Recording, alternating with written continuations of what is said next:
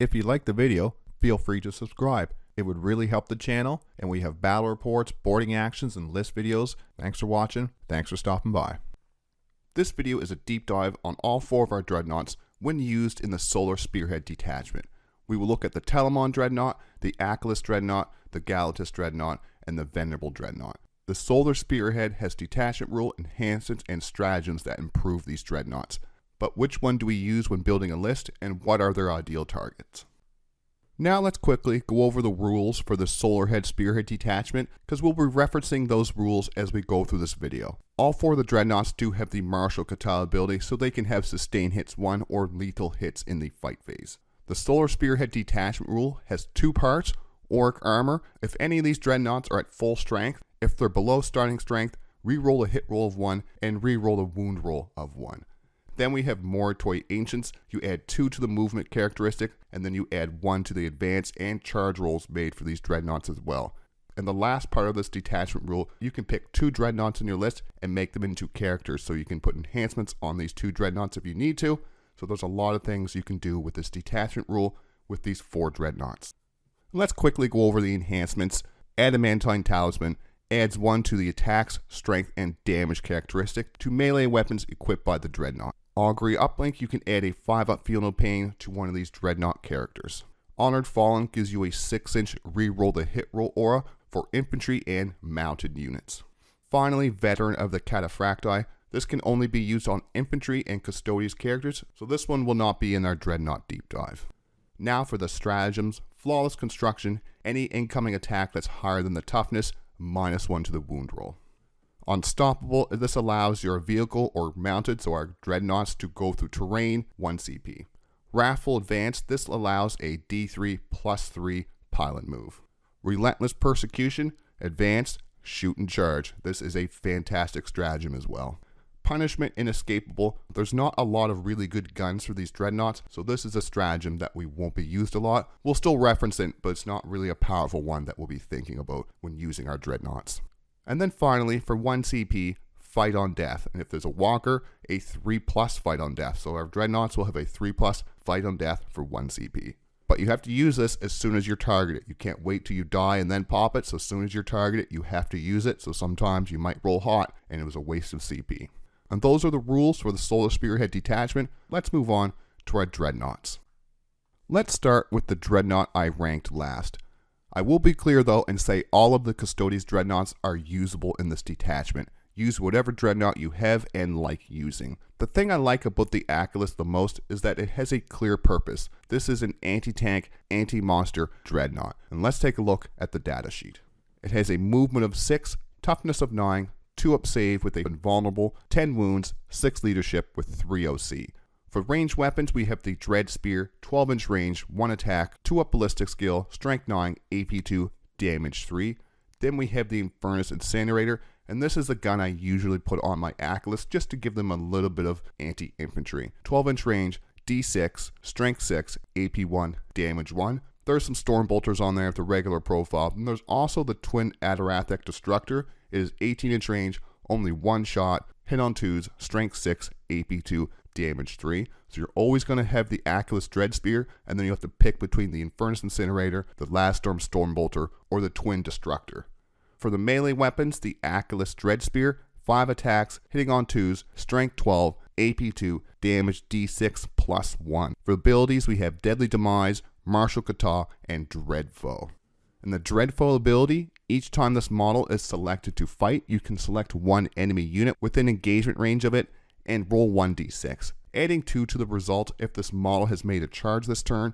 On a 4 and a 5, that enemy suffers D3 mortal wounds. On a 6+, that enemy suffers 3 mortal wounds. The Dreadfoe ability can get a max of 3 mortal wounds into a target each time it is selected to fight, meaning we can use this in our turn and the opponent's turn. It is not one of those charge this turn abilities.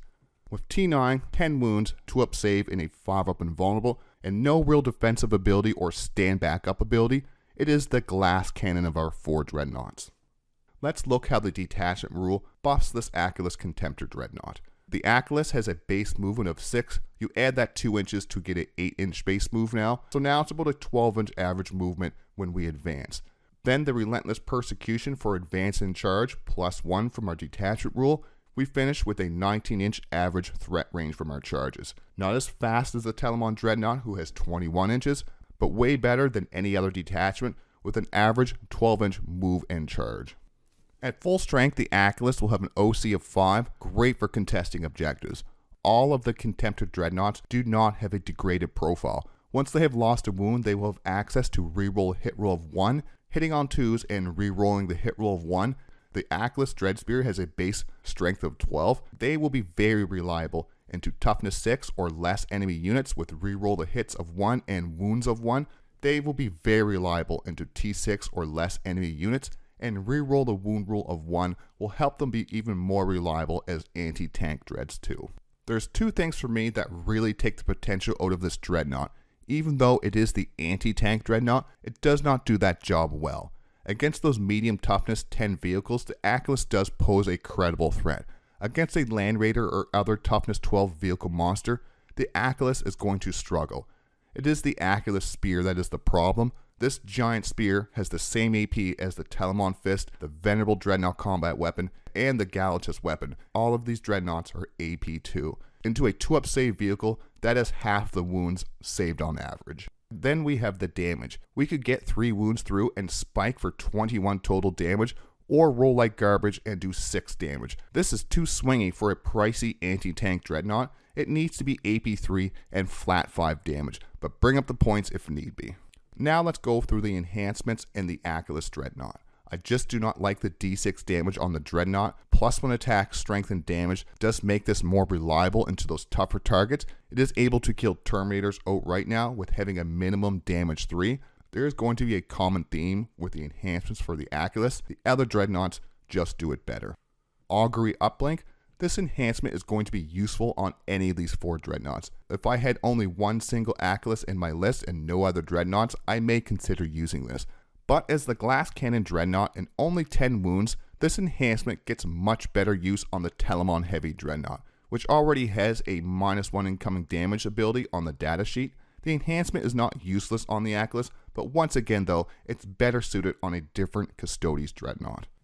Honored Fallen, this is such a fantastic enhancement if running infantry and mounted in the list. Once again, being the glass cannon, we want to throw it into tough monster or vehicles. Another enhancement that would be better suited on one of the other 3 Custodes Dreadnoughts, who may be more inclined to stay closer to the infantry and mounted units in the list. Those were our 3 enhancements, since the 4th one can't be used on any of these Dreadnought models. So let's move on to the stratagems. The first one is Unstoppable.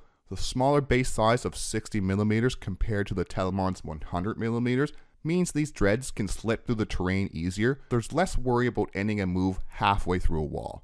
They do have that potential 19-inch advance and charge range with Relentless Persecution. One of these behind some line of sight terrain with an enemy light to medium toughness vehicle on the other side of that terrain, that enemy vehicle is in trouble. Punishment Inescapable. I like to have the Infernus Incinerators on the Achillus to have some anti-infantry shooting. Ignores cover is not something the Incinerators need. Even with another one of the ranged weapons equipped for the Achillus, it would be a poor choice to use this stratagem on. Flawless Construction for 1 CP. This stratagem potentially will help the Achillus more than the Telemon since it is only T9.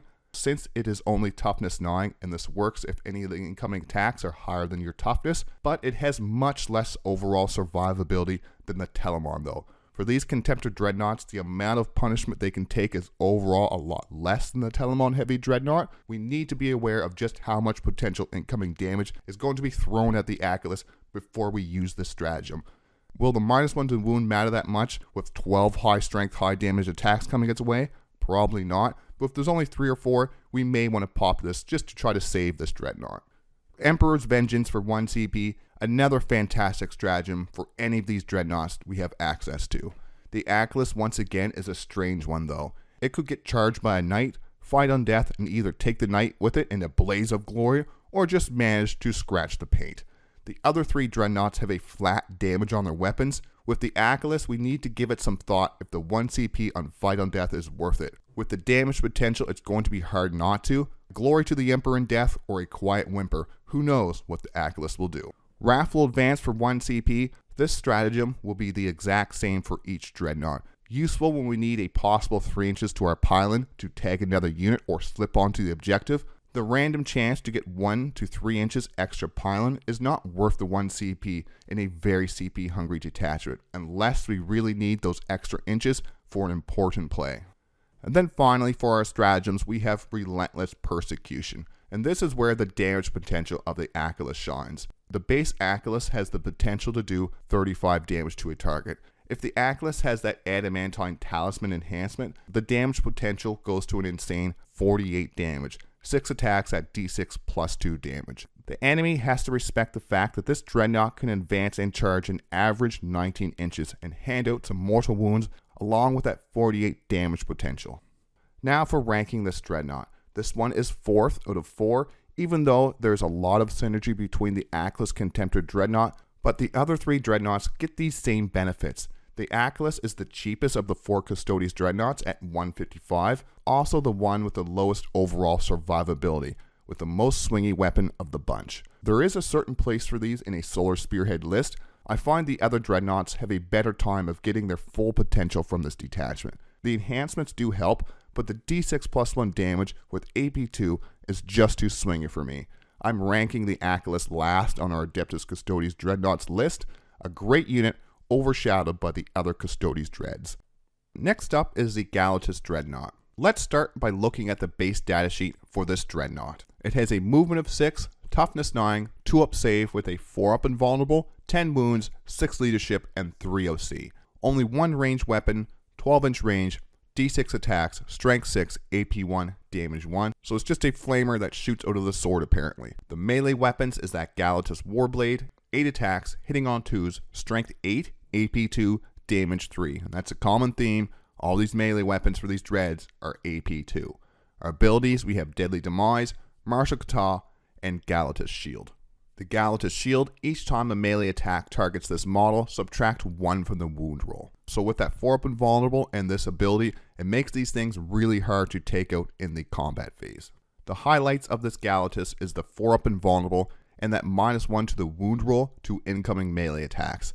The most base melee attacks of all the Dreadnoughts with 8 attacks. The Galatus Contemptor Dreadnought makes a great elite infantry killer.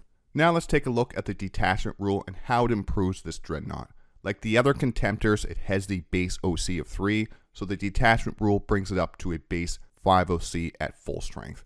Under starting strength, we get those 8 attacks hitting on 2s, but re-rolling a hit roll of 1. Under half strength, re-roll a hit roll of 1 and the wound roll of 1.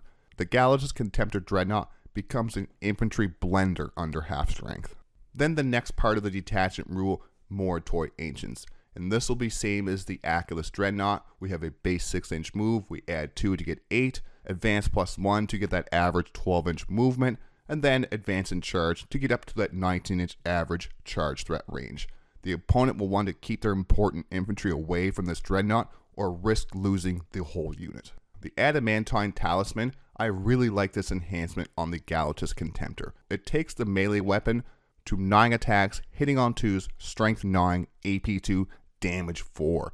With this many attacks combined with the Martial Kata for sustained hits 1 or lethal hits and damage 4, this Dreadnought can threaten most units in the game, even with the lower strength than the rest of the Dreadnoughts. Lose a wound, and now it's re-rolling hit rolls of 1 from that Orc Armor detachment rule. Augury Uplink, the Galatus is the 2nd overall toughest Dreadnought with that 4-up invulnerable and -1 to the wound roll to incoming melee attacks. Add a 5-up Feel No Pain to make this Dreadnought even harder to kill. It wouldn't change it to be able to tank a whole bunch of firepower like the Telemon, even with flawless construction. What it would do is give it even more survivability in melee combat. Throw this into a scary infantry unit to help ensure that even if we do not wipe the unit, the clapback will not be as dangerous. It gives a bit more crazy to this Dreadnought if it has a 5-up Feel No Pain. Honored Fallen is our last enhancement. The Galatus Contemptor is a better choice for this enhancement than the Achillus. Once again, the amount of infantry and mounted we have brought will decide how useful this enhancement is in our list. Any Dreadnought with this enhancement will have a target on them. The 4+ invulnerable and the -1 to the wound in melee will help keep the Honored Fallen Galatus up and spreading its 6-inch aura. Not the worst choice, but not the best choice for this enhancement. Let's move on to the stratagems. Unstoppable for 1 CP, no matter which dreadnought we choose, they are all going to really like this stratagem. And this dreadnought is more of an anti-infantry than anti-vehicle. The opponent will try to keep their important infantry away from the Galatus. This stratagem makes hiding those infantry even harder. Emperor's Vengeance for 1 CP, 3+ fight on death is going to make charging this dreadnought with infantry a nightmare. 8 attacks on the base Galatus or Galatus, I'm not really sure which one this is. This will take a large part of the enemy unit with it on death. Plant this dreadnought in front of the enemy unit to move block them. The fight on death threat might make them attempt to go around rather than go through you. Punishment inescapable. The Galatus has a torrent weapon. No need for the stratagem on this dreadnought. Flawless construction for 1 CP. The Galatus has that 4+ invulnerable save. -1 to the wound roll can make a big difference against las cannons and other high strength weapons. It's not something that will take this unit from being nuked into the ground into being invincible. Take the time to see what is in range of the Galatus Dreadnought or how many attacks are going to be incoming from melee before we use this 1 CP stratagem. Relentless Persecution for 1 CP. All of these 3 Contemptor variants have that average 19-inch advance and charge threat. The Galatus is an elite infantry killer, advance and charge to chop down those most important scoring units. Wrathful Advance for 1 CP, like I said last time in the Achillus, we're just not going to use this that much. It is a random chance to get 1 or 3 inches pylon, and with that random chance to get either a 1 or a 3, it's just not something we're going to rely on. If we really need those extra inches, we may want to use this, but other than that, it's just not a stratagem I'm willing to waste the CP on, unless it's going to be really important. Finally, how do I rank this dreadnought? This is my favorite looking model of the Custodes Contemptor variants. I rank this one the 3rd overall dreadnought on the tabletop though. I like the extra survivability the Galatus brings. Either the Galatus or the Achillus will make a great addition to a Custodes list. The last 2 dreadnoughts, the top 2 dreadnoughts, bring something totally different to the table though. And that's the Galatus, Galatus, whatever. Let's move on to number 2, the Telemon. Next up, the Telemon Heavy Dreadnought. Let's start by looking at the Telemon Heavy Dreadnought's datasheet. It has a movement of 8, toughness of 10, 2-up save with a 4-up invulnerable, 12 wounds, 6 leadership, and an OC of 4. For ranged weapons, we have the Adeptus Storm Cannon, 24-inch range, 12 attacks, hitting on 2s, strength 6, AP 1, damage 1, with devastating wounds. The Iliastus Accelerator Culverin, 48-inch range, 4 attacks, hitting on 2s, strength 9, AP 1, damage 3. The bolt launcher will always have this bolt launcher equipped. It is Blast, 36-inch range, D6 plus 3 attacks, hitting on 2s, strength 5, AP 0, damage 1. Then finally, our Twin Plasma Projector, 12-inch range, D3, strength 7, AP 2, damage 1, torrent and twin linked. Then for the melee weapons, you can either have the Armored Feet, 5 attacks, hitting on 2s, strength 7, AP 0, damage 1, or you can equip one of the Telemon Fist weapons, 5 attacks, hitting on 2s, strength 12, AP 2, damage 3. For these Telemon Heavy Dreadnoughts, you can either equip 2 Arachnid Storm Cannons, or 1 Arachnid Storm Cannon, 1 Accelerator, or 2 Accelerators, or if you want, 2 Fist weapons. And that extra Fist weapon will add 2 extra attacks for a total of 7 strength 12 attacks, AP 2, damage 3. Then for the Telemon abilities, you have Martial Kata, Yes, our Giant Robot knows Karate, Deadly Demise D3, and then Guardian Eternal. And Guardian Eternal is the important one. Each time an attack is allocated to this model, subtract 1 from the damage characteristic of that attack. This makes this Dreadnought extra tanky. The highlight of the Telemon Heavy Dreadnought is that movement of 8, toughness 10, 12 wounds, 2-up save with a 4-up invulnerable, and -1 to the damage to incoming attacks. This thing is tanky compared to our other Dreadnoughts, with the option to equip 2 melee weapons to get those 7 attacks.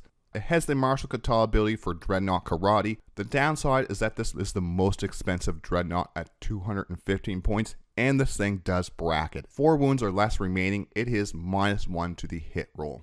Let's take a look at the Telemon Heavy Dreadnought with the detachment rule. The +2 movement brings the Telemon up to a base 10-inch move. Average 3-inch advance +1 brings the Telemon up to a 14-inch movement when advancing. Then if we use the Advanced and Charge Stratagem, Relentless Persecution for 1 CP, that is an average 6-inch charge plus 1. That gives the Telemon an average 21-inch Advanced and Charge threat. The other dreads are only at 19 inches. Then our enhancements, the Adamantine Talisman. The Telemon fist weapon goes to 6 attacks, strength 13, AP 2, damage 3. Sadly, no, the enhancement does not work on the other fist weapon. It does get the strength and damage. Adding the second fist weapon adds 2 extra attacks, and extra attacks do not benefit from any ability that adds to the amount of attacks. So with the 2 fist weapons equipped, the Telemon will have a total of 8 attacks. Martial Kata could add more with sustain hits 1. With strength 13, we probably won't need to use lethal hits that often. Augury Uplink, and this is my top pick for an enhancement on a Telemon Heavy Dreadnought. It already has the toughest profile of our 4 Adeptus Custodes Dreadnoughts. Give it a 5-up funeral pain, and that is a 33% chance to hit that for every wound. If we're taking a Telemon to have a big tanky Dreadnought, we might as well make it even harder to kill. Finally, our last enhancement, Honored Fallen. This is auto-include if we have a lot of infantry or mounted in a Solar Spearhead list, even more so with the buff to Virtus Praetors. The Telemon has the largest base at 100mm, so it's a lot easier to spread that 6-inch ore than the other smaller dreadnoughts who have only a 60mm base. And then on to our Solar Spearhead stratagems. Unstoppable for 1 CP. This is a fantastic stratagem for the Telemon. 1 CP to smash this giant 100mm base through some terrain adds a lot of potential threat. Pair it with the next stratagem to get that 21-inch charge threat while we smash the Telemon through the terrain. A great way to keep this dreadnought safe behind terrain while still having the potential threat of this thing coming flying through the terrain at the opponent. Relentless Persecution for 1 CP, one of the best stratagems in the Solar Spearhead. Advance and Charge in this detachment gives the Telemon that 21-inch average charge threat range. You can spike and get even higher, or you could roll like trash and get a bit lower. And this gives us a tool to drive deep into the enemy lines to disrupt the enemy or plant him on the middle objective, daring anyone to get close enough to be charged.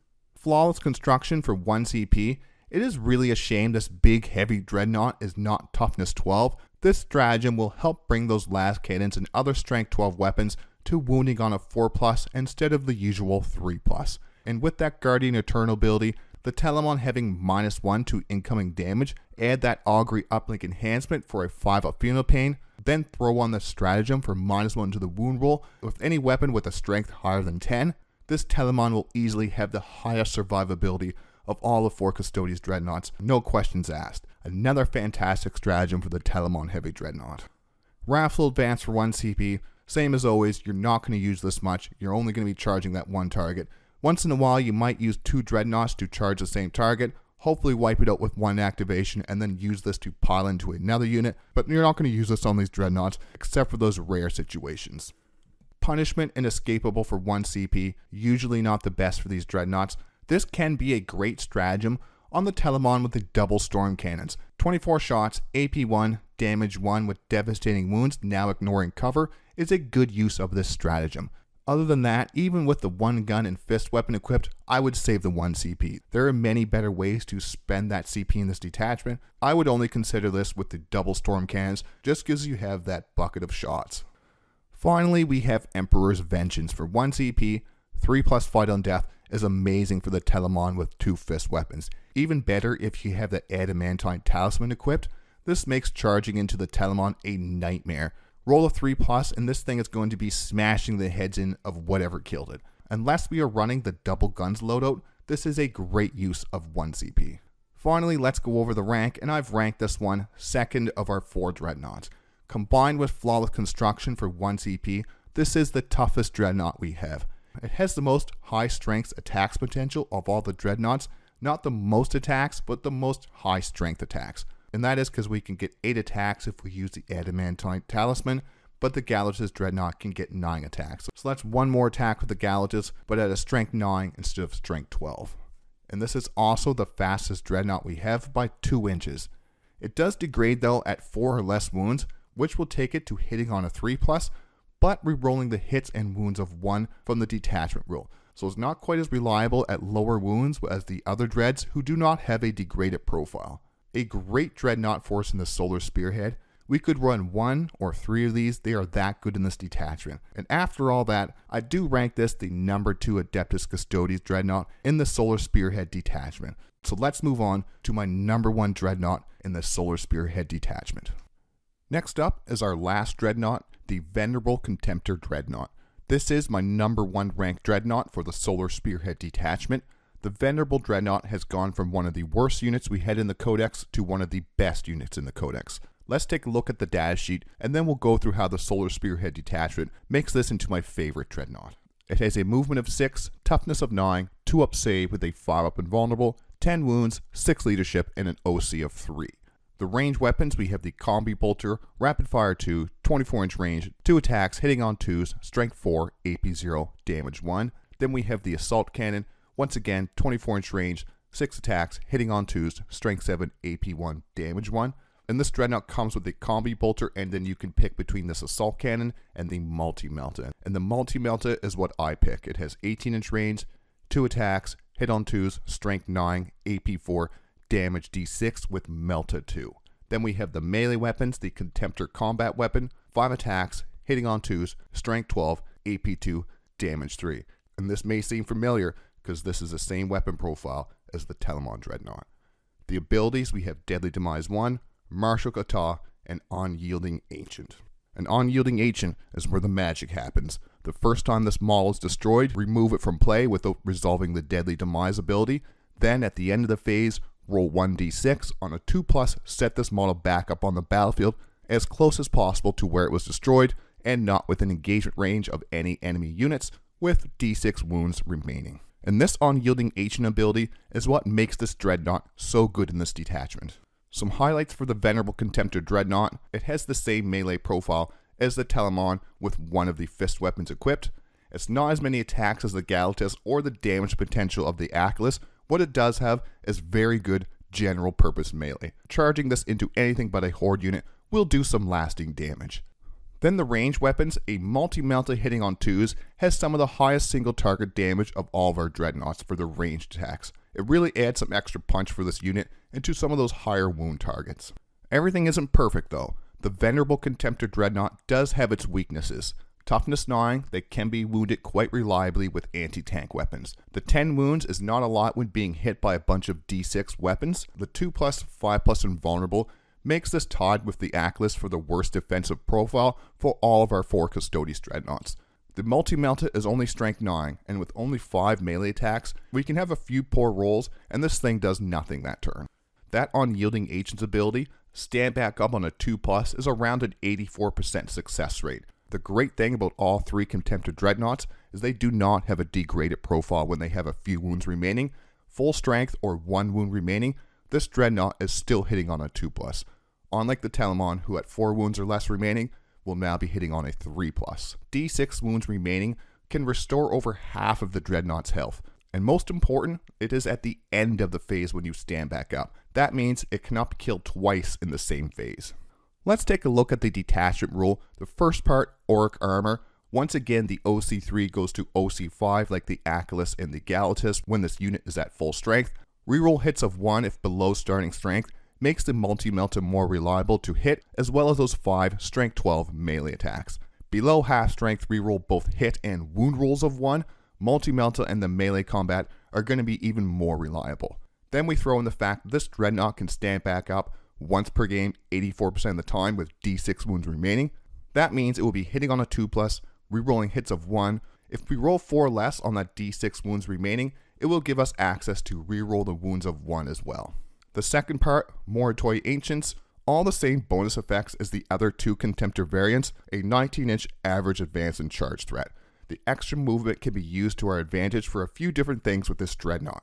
An objective is 12 inches away and the enemy has a very shooty list with very little melee units. Advance this Dreadnought onto that objective. It may get shot to death, but it will stand back up and still hold that objective in our next turn. The extra movement can be used to get these into move blocking positions. If the enemy has a more mono list, they are going to hate the Venerable Contemptor Dreadnought, and I currently run 3 of these in my list. Let's take a look at the enhancements for the Venerable Contemptor Dreadnought, since we can make 2 of these into characters if we want to in a 2,000 point list. And we'll start with Adamantine Talisman. Of all 4 Custodes Dreadnoughts, This Dreadnought gets the least amount from this enhancement. It is tied with the Telemon for damage until we add that second fist with the Telemon Heavy Dreadnought. The Telemon is overall tougher, making it more likely to get into combat and take advantage of the upgraded melee profile. Augury Uplink. A 5-up Feel No Pain can make a Venerable Dreadnought even more of a pain to take out. I do run 3 Venerable Contemptors in my current Solar Spearhead list. The Venerable Dreadnoughts are not particularly hard to get wounds through on though. For 25 points, I'm not really sure if it is worth it. 160 points for the base model is one of the best parts of this Dreadnought. Honored Fallen, this is a different story. Now this enhancement I put on my Warlord Venerable Contemptor. With the buff the Virtus Praetors got, this made this enhancement even better. It allows us to run Virtus Praetors and other Custodes infantry and give them reroll a hit roll of 1. And this is in melee and shooting, with sustained hits 1 in melee, hitting on 2s, rerolling hits of 1. This can make some of our really important units like the Blade Champion and Wardens and the Virtus Praetors very reliable in combat. Park it near the middle of the board and some line of sight cover to spread that 6-inch aura as far as we can. The Telemon does have the bigger base with more survivability, but Unyielding Ancient returns this model to the battlefield, which means we get to keep this enhancement when it stands back up. An 84% chance we will get at least 2 phases out of this enhancement. Let's move on to the stratagems now. A bunch of Venerable Dreadnoughts behind cover is no fun for the opponent. We can come crashing through the terrain if the opponent does push forward to shoot or charge them. They stand back up and or fight on death with 3+2 in melee. Even behind line of sight, these are such fantastic distraction units. Emperor's Vengeance for 1 CP. The Venerable only has 5 melee attacks into a cheap 10-man unit or a big horde unit. Save the CP. Otherwise, we can do some serious damage to certain enemy units. Now the best part, on Yielding Ancients, we actually remove the model from the battlefield, and fight on death is before we remove the model, so the Venerable Dreadnought can potentially fight on death twice. Raffle Advance, you've heard this one over the last 3 Dreadnoughts. It's just the D3+3 I don't really like. I don't like that random aspect of it. Relentless Persecution for 1 CP, our Advance and Charge stratagem. Being able to sling this Dreadnought an average 19-inch advance and charge into the enemy is huge. It can be a great tool for slowing down the enemy army, especially if you have to kill it twice. It may not have quite the same melee threat as the Galatus or Achillus or that double fist Telemon. It does have a multi-melta and strength 12 melee though. Punishment Inescapable. We're not spending 1 CP on a multi-melta and a few bolter shots to ignore cover. The double Arachnus Storm Cannon Telemon is really the only viable Dreadnought target for this stratagem. Flawless Construction for 1 CP. Like the other 2 Contemptors, we need to take the time to check how many potential high damage, high AP attacks are available to the opponent. If only a few attacks are coming in that are higher than our toughness, the 1 CP could be worth it. A bunch of incoming high strength, high damage attacks, we may want to save the CP. It also depends if we've used that Unyielding Ancient's ability yet, or do we want to try to soak as much anti-tank as we can. A useful but situational stratagem for the Venerable Contemptor. And these reasons are why I have ranked this as my number 1 Dreadnought. This is the most general purpose Dreadnought the Custodes have. This is one of the reasons I like this Dreadnought. It has many different options. Punch out a tank? It's possible. Punch out some infantry? Why not? Move block or grab an early objective? Go ahead. Unyielding Ancients gives us more flexibility with move blocking or grabbing early objectives, and the potential to fight on death twice per game. The second cheapest Dreadnought at 160 points, the Achillus is the cheapest at 155. Another thing about having these Dreadnoughts get back up, that is more anti-tank attacks they will soak up. And unlike the Virtus Praetors or the Custodes infantry, it takes anti-tank to do good damage to these Dreadnoughts. These will soak up those attacks that would usually one-shot our infantry or lighter units. They are general purpose, but they cannot be ignored. They are too fast now in this detachment. It gives us more tools on the board, having at least one of these Venerable Contemptor Dreadnoughts in a Solar Spearhead detachment. Now for some final thoughts. I know this has been a long video with a few certain points in these stratagems drilled into your heads by now, for the better or for the worst. I want to go through how each Dreadnought benefits from the Solar Spearhead. Each Dreadnought has its own positives and negatives. The Venerable Contemptor Dreadnought is the clear number 1 to me, followed by the Telemon. The Achillus and the Galatus are a bit more of a toss-up. It depends on what your list needs. The current points as of December 2024, The Telemon Heavy Dreadnought is the most expensive at $215, then the Galatus at $165, Venerable Contemptor $160, finally the Achillus coming in at the cheapest at 155 points. If I'm not careful, I will get these Venerable Dreadnoughts a points increase. Right now at 160 points, the Venerable Contemptor Dreadnought is a good cheap choice for the Solar Spearhead list. I hope you enjoyed the video. Subscribe for weekly battle reports, list videos, boarding actions, and other Warhammer 40K content. And like I always say, thanks for watching, thanks for stopping by.